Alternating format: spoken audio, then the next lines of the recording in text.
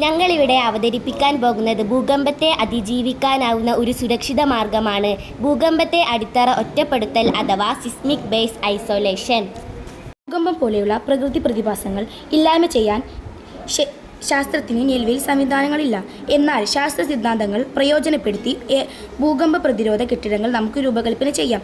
ഇതിനായി നാം ഉപയോഗിക്കുന്ന മാർഗമാണ് ഭൂകമ്പ അടിത്തറ ഒറ്റപ്പെടുത്തൽ അഥവാ സിസ്മിക് ബേസ് ഐസൊലേഷൻ.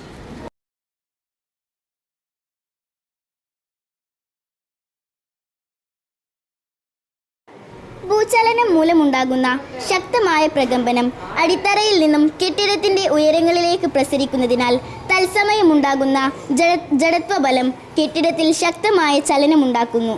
അതുമൂലം ഏറ്റവുമധികം തിരശ്ചീന വ്യതിയാനം ഉണ്ടാകുന്നത് മുകളിലത്തെ നിലകളിലാണ്. 3 നിലകളുള്ള ഒരു കെട്ടിടത്തിൻ്റെ മാതൃകയാണ് ഇവിടെ പ്രദർശിപ്പിക്കുന്നത്. കെട്ടിടത്തിൻ്റെ അടിത്തറയ്ക്കും കെട്ടിടത്തിനുമിടയിൽ റബ്ബറധിഷ്ഠിത നിർമ്മാണ സംവിധാനത്തിലൂടെ വേർതിരിവ് സൃഷ്ടിച്ചിരിക്കുന്നതായി കാണാൻ കഴിയും.